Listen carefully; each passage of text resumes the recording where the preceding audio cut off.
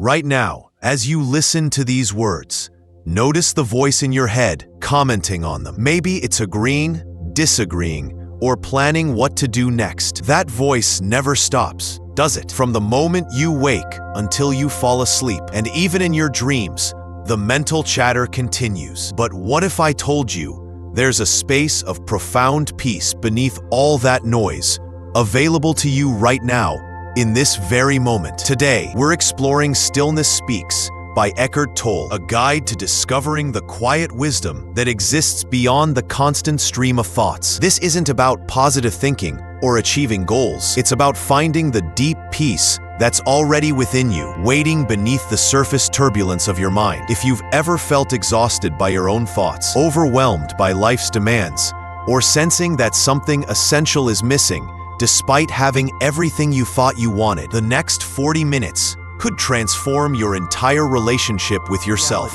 And let's discover the power of stillness together. Part 1. The nature of stillness. Stillness is not the absence of movement or sound. You can be perfectly still physically while your mind races with 1,000 thoughts. You can be in complete silence while inner noise drowns out everything else. True stillness is something deeper. It's the space of alert presence beneath all mental activity. Think about the last time you witnessed something breathtaking. Maybe a sunset, a mountain vista, or your child sleeping peacefully. For a moment, thoughts stopped. You were completely present, aware, alive. That's stillness. It didn't come from trying to be still. It arose naturally when thinking temporarily ceased. This stillness is always here, like the sky behind clouds. Thoughts, emotions, and sensations pass through it like weather, but stillness itself remains unchanged. You don't have to create it or achieve it.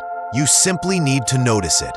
Most people only glimpse stillness during extreme sports, when survival depends on presence, in moments of crisis when the mind stops its commentary, in deep appreciation of beauty or love. But you don't need special circumstances to access stillness. It's available now, between these words, in the space between thoughts. The problem is, we're addicted to thinking. We believe we are our thoughts. We identify so completely with the voice in our head that we never notice the silent awareness observing that voice. This identification with thinking is the root of suffering. When you believe you are your thoughts, you're trapped in their endless drama. Every worry becomes your worry. Every judgment becomes your position. Every memory becomes your burden. But when you discover the stillness beneath thoughts, you realize you're the awareness, not the content of awareness. Part 2. The prison of continuous thinking. Your mind is a wonderful tool, but it's become a tyrant. Instead of using thought when needed,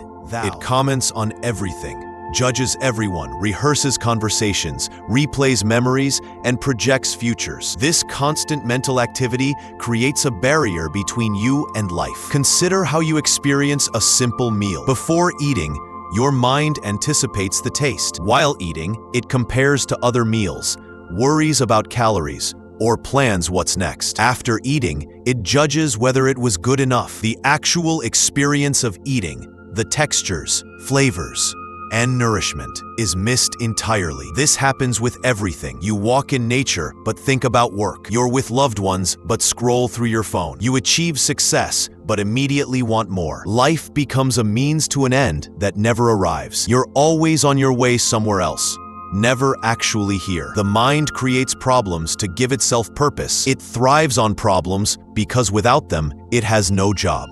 That's why solving one problem immediately creates another. The mind doesn't want peace. Activity, drama, something to figure out. Watch your thoughts for 5 minutes. Notice how they jump from topic to topic, creating stories, problems, and solutions. Notice how they pull you into past regrets or future anxieties. Notice how rarely they rest in simple awareness of now. This restlessness is the normal state for most people, but it's not natural or necessary. Young children don't live this way. Animals don't live this way. Only humans. With our overdeveloped thinking capacity, have lost touch with the natural stillness of being. We've forgotten how to simply be. Part 3.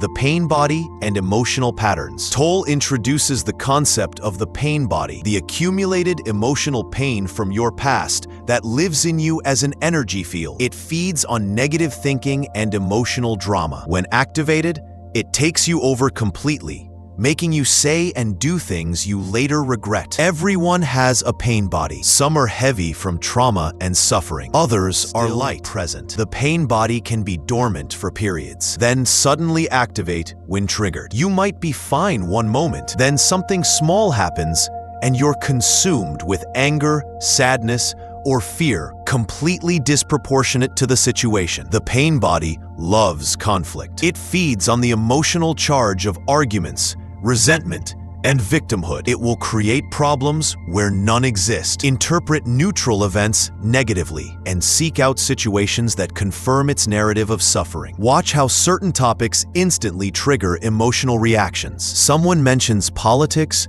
relationships, or money, and suddenly you're charged with energy, ready to defend or attack. That's not you. That's your pain body feeding. It needs the negative energy to survive, so it creates it. In relationships, pain bodies feed off each other. One person's pain body triggers their partners, creating cycles of conflict that seem impossible to break. Both people later wonder what happened, why. Such hurtful things. They were temporarily possessed by their pain bodies. The key to freedom is awareness. When you feel the pain body activating, when that familiar emotional charge begins building, stop, observe it. Feel the energy in your body without feeding it with thoughts. Say internally, "This is the pain body, not who I am." This simple recognition begins to dissolve its power. Part 4. The power of now. The present moment is all you ever have. The past existed as a present moment. The future will exist as a present moment. But your life is always now.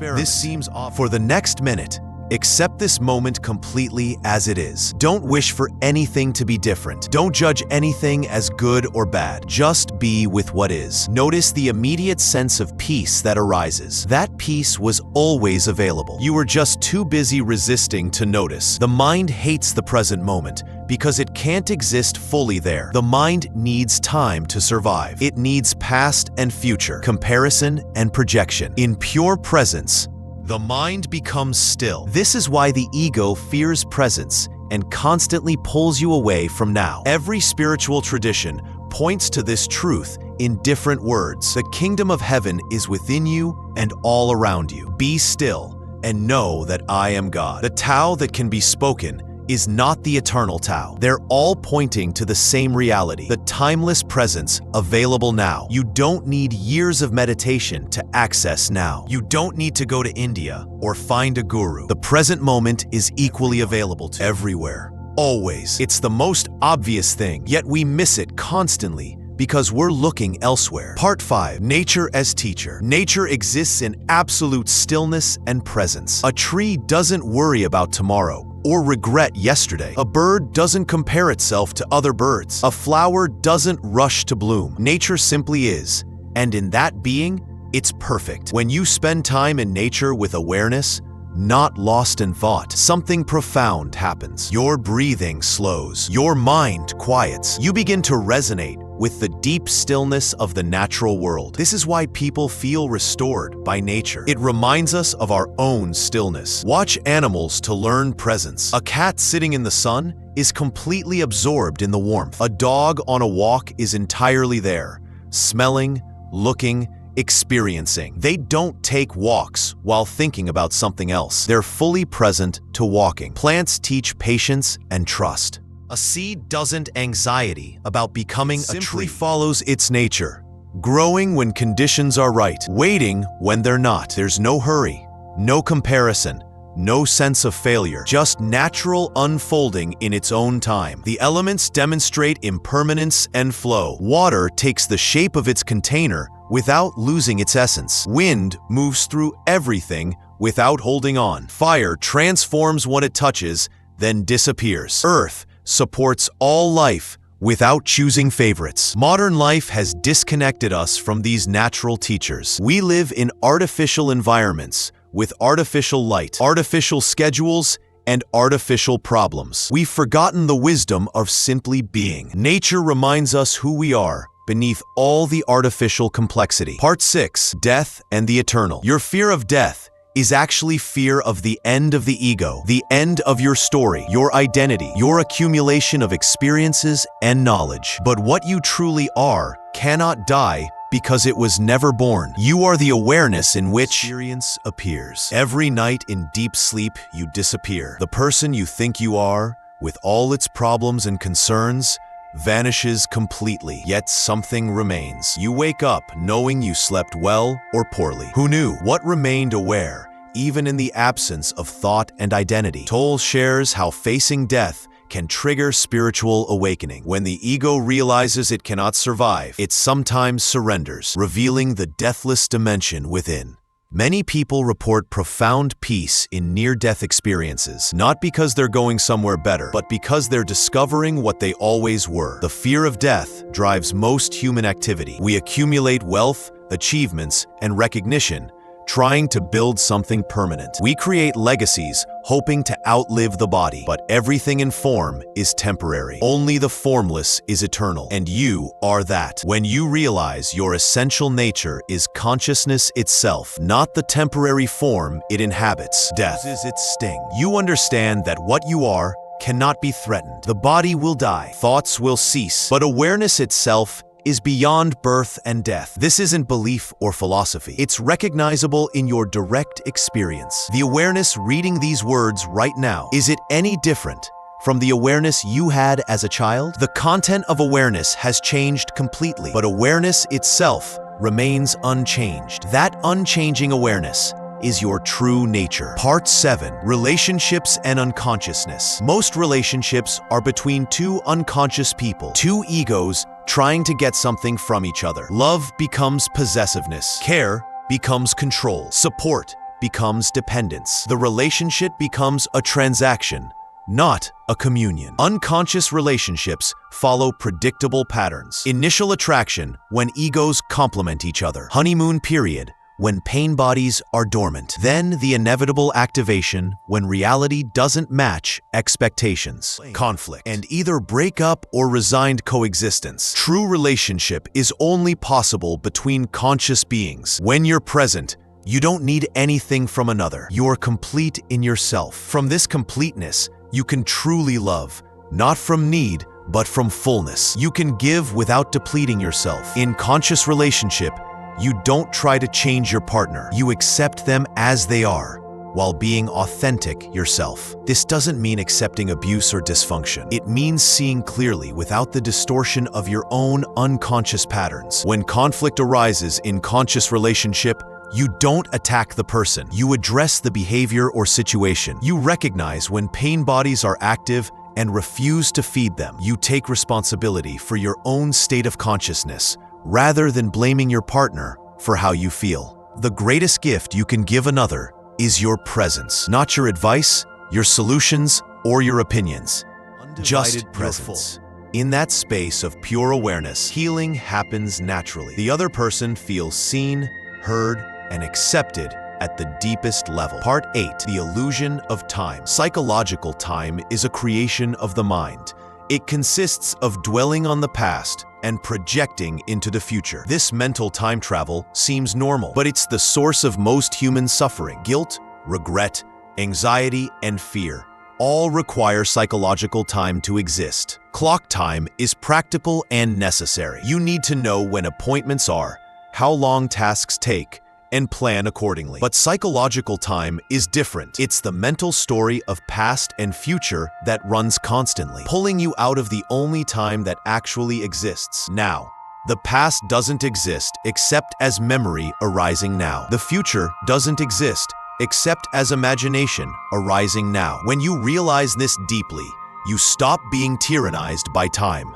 You use clock time when needed, but remain rooted in the timeless present. Mind uses time to create problems. It says, when this happens, then I'll be happy. When I achieve that, then I'll be complete. It creates a gap between now and some imagined future fulfillment. But when that future becomes now, the mind creates new conditions. Fulfillment remains always in the future. The mind also uses past to create identity. I am who I am because of what happened to me. This story becomes a prison. You carry the weight of every hurt, every failure, every trauma, as if it's still happening. But the past has no power except what you give it through attention. Freedom from time doesn't mean forgetting the past or not planning for the future. It means not living there mentally. You remember when useful, you plan when necessary, but you don't mistake mental projections for reality. You remain grounded in the actual reality of now. Part 9.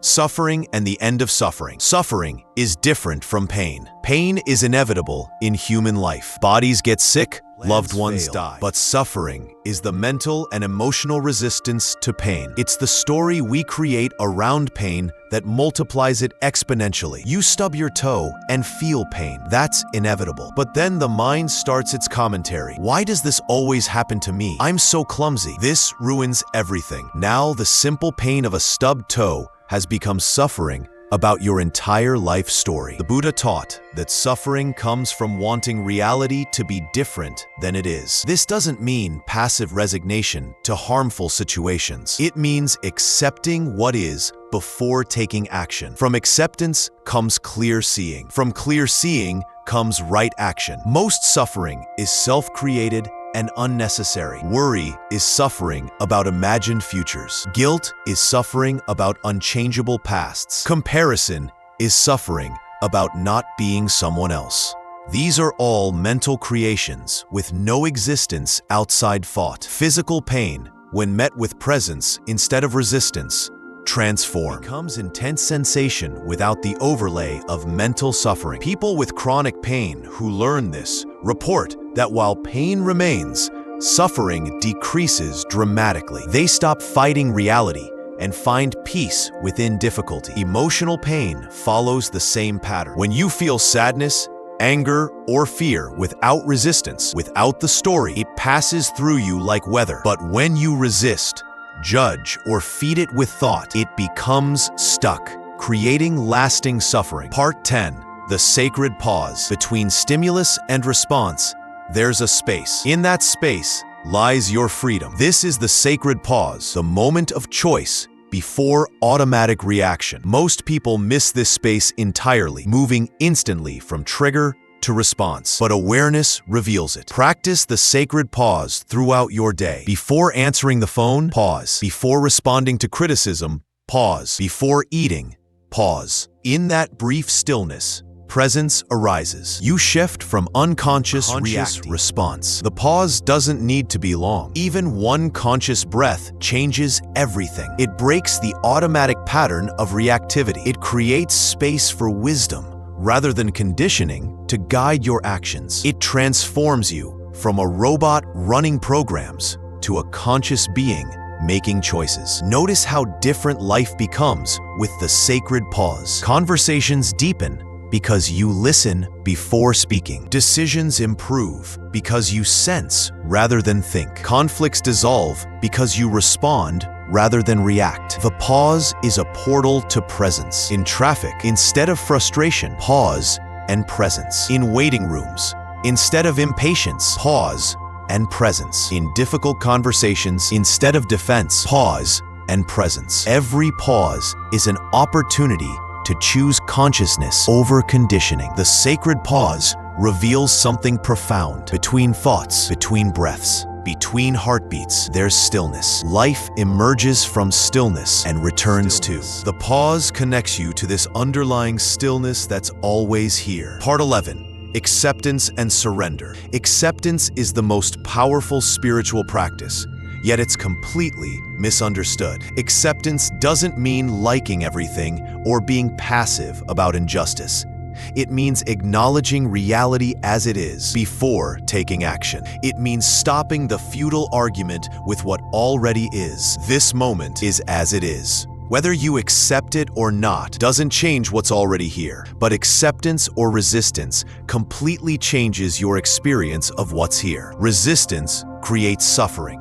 Acceptance creates space for intelligent action. Surrender is deeper than acceptance. It's the complete letting go of the ego's need to control. It's saying yes to life at the deepest level, trusting the intelligence of existence itself. This isn't defeat. It's alignment with the power that runs the universe. When you surrender to what is, you access a power greater than the ego. Solutions arise that the mind couldn't conceive. Opportunities appear that weren't visible before.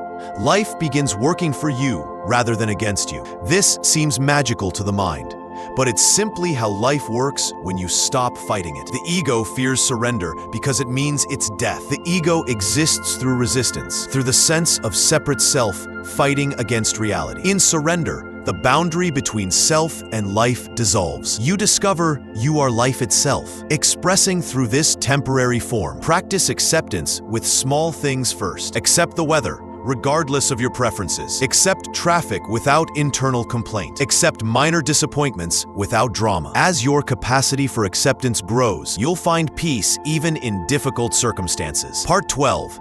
The art of listening. True listening is an act of stillness. It requires putting aside your own mental noise to fully receive another. Most people don't listen.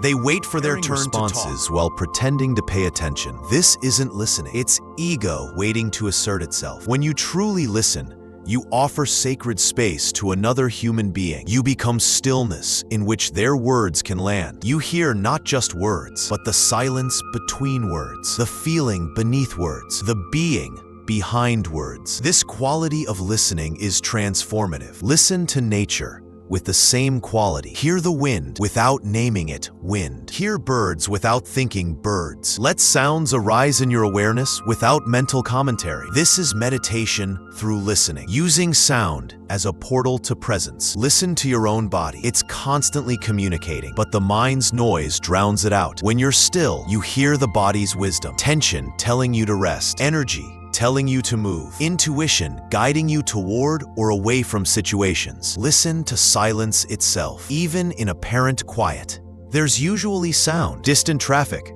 humming appliances, breathing. But beneath all sound is silence. Sound arises from silence and returns to silence. That silence is not empty, but full of potential, pregnant with life. Listening is receiving, speaking is giving. Most people are desperate to give their opinions, their stories, their judgments. But receiving requires more strength. It requires the security of not needing to prove anything, the confidence of being rather than doing. Part 13. Space and stillness. Physical space and inner stillness are related. Cluttered environments create cluttered minds. Busy schedules prevent inner quiet. The external reflects the internal and vice versa. Creating space in your life invites stillness. Notice how you fill every moment with activity. Waiting becomes scrolling. Walking becomes talking on the phone. Eating becomes watching screens. Every potential space is immediately filled with stimulation. The mind fears space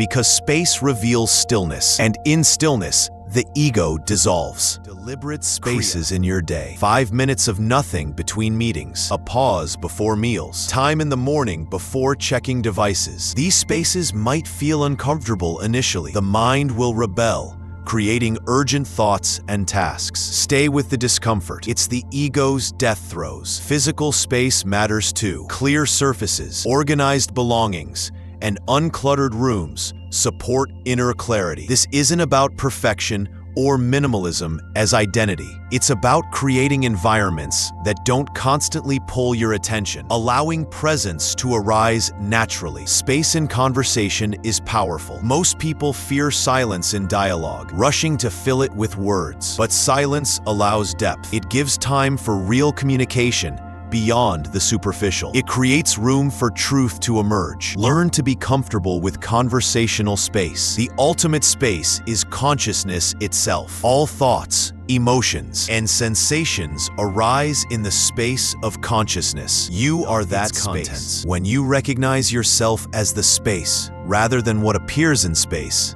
you find ultimate freedom. Part 14, the eternal now. Now is not a moment in time. It's the space in which time appears. Past and future exist only as mental concepts arising now. Clock time measures duration, but now itself is timeless. This is difficult for the mind to grasp, because the mind exists in time. Children naturally live in the eternal now. Watch a child play, completely absorbed, with no sense of time passing. They haven't yet learned to mentally leave the present. Every experience is fresh, immediate, alive. This is your natural state before conditioning. The eternal now has different qualities than psychological time. In time, things are never quite right. In now, there's completeness. In time, you're always becoming. In now, you simply are. In time, there's anxiety. In now, there's peace. You can't think your way into now. Thinking always involves time, comparing, rejecting, remembering. But you can sense your way into now. Feel your breath, sense your body, notice sounds, sights, smells. Sensory awareness anchors you in present reality. The now is always available, but usually obscured by mental noise. It's like the sun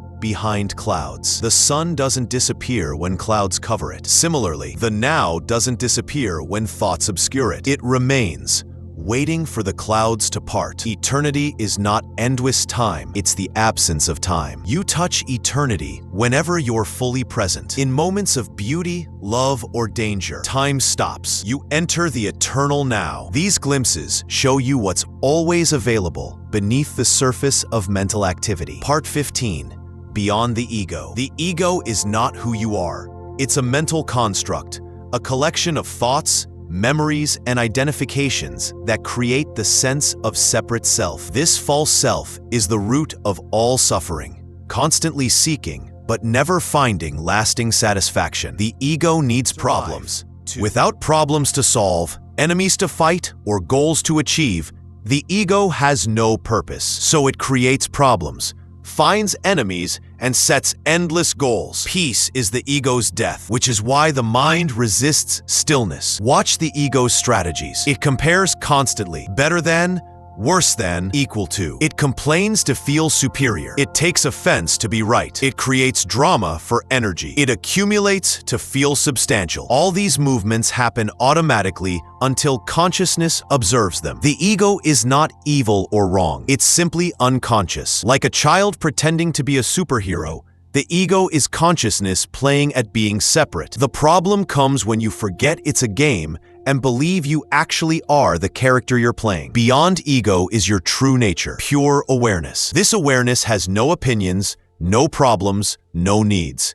It simply is. It observes the ego's drama without being touched by it. When you recognize yourself as awareness rather than suffering ends. You can't fight the ego because the one fighting is also ego. You can't think your way beyond ego because thinking strengthens it. The only way beyond ego is through present moment awareness. In presence, ego naturally dissolves, like mist in sunlight. Part 16, the simplicity of enlightenment. Enlightenment is not an achievement or attainment. It's recognizing what you already are. It's seeing through the illusion of separation and recognizing your true nature as consciousness itself. This sounds exotic, but it's actually the simplest thing. Right now, you're aware. That awareness is enlightenment, but you're probably not aware that you're aware. You're identified with thoughts about awareness rather than awareness itself. This identification with thought creates the sense of unenlightenment. Enlightenment doesn't mean perfection.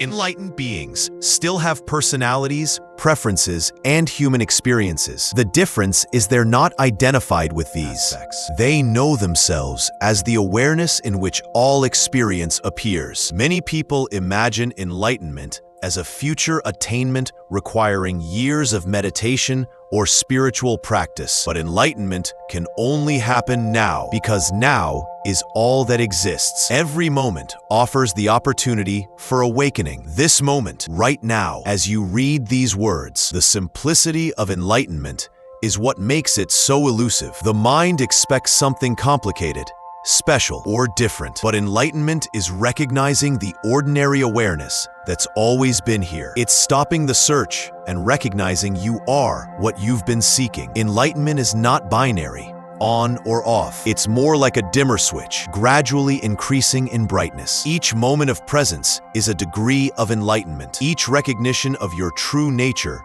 deepens the realization. It's a gradual awakening with occasional sudden leaps. Part 17. Living from stillness. You still engage with the world, but from a different place. Action arises from being rather than ego. Decisions come from intuition rather than anxiety. Relationships deepen beyond surface interaction. Work becomes meditation when performed from stillness. Whether washing dishes or running companies, the activity is secondary to the consciousness brought to it. Excellence arises naturally when you're fully present to what you're doing.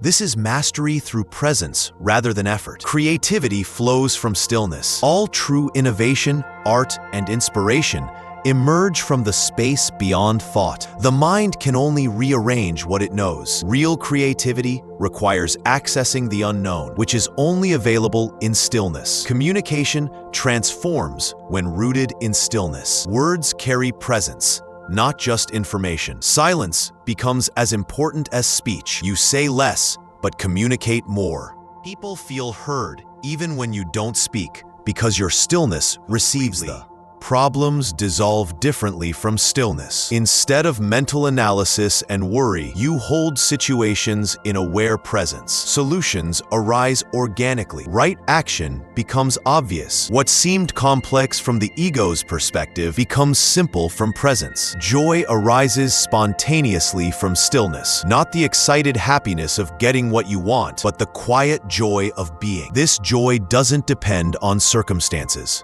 It bubbles up from the depths of your being when you're aligned with life itself. Part 18. The pathless path. There is no path to stillness because stillness is here now. Every path implies distance, time, and achievement. But you can't achieve what you already are. You can only recognize it. This is why Tolle calls it the pathless path. Spiritual practices can be helpful or harmful, depending on how they're approached. If meditation becomes another ego achievement, it strengthens separation. If yoga becomes competition, it misses the point. If prayer becomes bargaining, it reinforces ego. But when practices dissolve ego, rather than strengthen it, they serve their purpose. The paradox is that while there's no path to travel, there's much to release. Lifetimes of conditioning, identification, and unconscious patterns need to be seen and dissolved. This happens naturally through presence, but it takes time in the world of form. Don't make enlightenment into a goal. Goals belong to the ego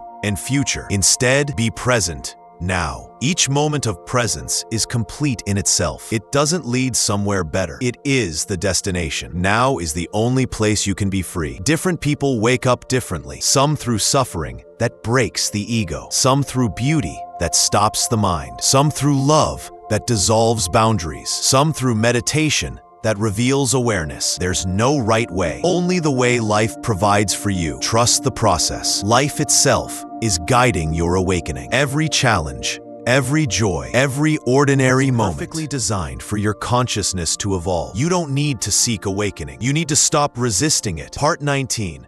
The New Earth. Tolle speaks of a new earth, not a physical place, but a new consciousness emerging in humanity. As more individuals awaken to their true nature, collective consciousness shifts. We're participating in the evolution of consciousness itself. The old consciousness is based on ego, separation, competition, and fear. It creates conflict, exploitation, and suffering. This consciousness is unsustainable. It's destroying the planet and ourselves. Change is not optional, but mandatory for survival. The new consciousness is based on presence, unity, cooperation, and love. It recognizes the interconnection of all life. It acts from wholeness rather than fragmentation. It creates rather than destroys, includes rather than excludes, harmonizes rather than conflicts. This shift doesn't happen through political or social movements, though these may reflect. It happens through individuals awakening to who they truly are. Each person who discovers stillness contributes to the collective awakening. Your consciousness matters more than you know. Signs of the new consciousness are everywhere. People questioning consumer culture, interest in meditation and mindfulness, concern for the environment, recognition of mental health importance. These reflect the growing awareness that how we've been living isn't working.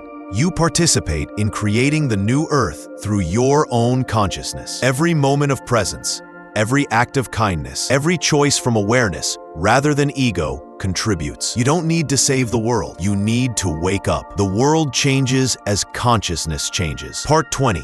The Essence of Stillness Speaks. The book's title contains its entire teaching. Stillness speaks, but not in words. It speaks in the language of presence, intuition, and direct knowing. When you're still, you hear what cannot be conveyed. This speaking of stillness is always happening. In the space between thoughts, in the pause between breaths, in the silence between words.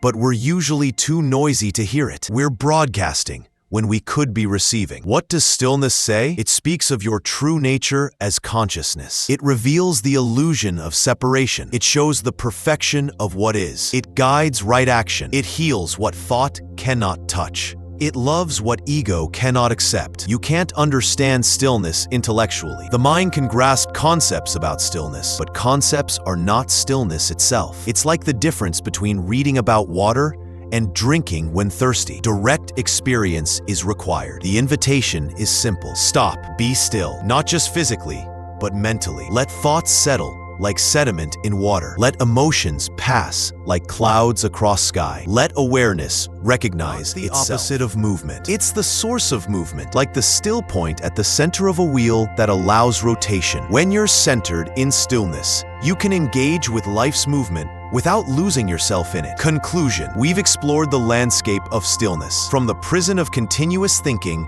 to the freedom of presence. The journey seems long in description, but the destination is always here, always now, always available in this very moment. The truth is startlingly simple. You are not your thoughts, emotions, or life story. You are the awareness in which all these appear. This awareness is naturally still, naturally peaceful, naturally complete. It needs nothing because it is everything. Every problem you think you have exists only in thought. Every lack you feel is the ego's interpretation. Every search for happiness, peace, or fulfillment is the cosmic joke of looking for what you already are. You are what you seek. This doesn't mean your human experience doesn't matter. It means it doesn't define you. You can fully engage with life while knowing yourself as the stillness beneath life's movement. You can play your role while knowing you're not the role. As you return to daily life after this exploration, remember that stillness is always available. In any moment, no matter how chaotic or challenging, you can pause, breathe, and reconnect with the stillness that you are. This is your refuge, your strength, your true home. The world needs your stillness. In a culture of noise and speed, your presence is a gift. Your stillness gives others permission to be still. Your peace contributes to collective peace. Your awakening participates in humanity's awakening. Let stillness speak through your life, not through words or teachings, but through presence. Be the space in which others can discover their own stillness. Be the silence that allows others to hear their own truth. Be the peace that reminds others of their own peaceful nature. This is not the end, but the beginning. Every moment offers the opportunity to discover stillness anew. Every breath can be a return to presence. Every situation can become a doorway to deeper awareness. The teaching continues as life itself becomes your teacher. Thank you for joining this exploration of stillness. May you discover the peace that's always been within you. May you recognize the completeness that needs nothing. May you rest in the stillness that speaks without words. And may your life become an expression of the profound truth that stillness speaks.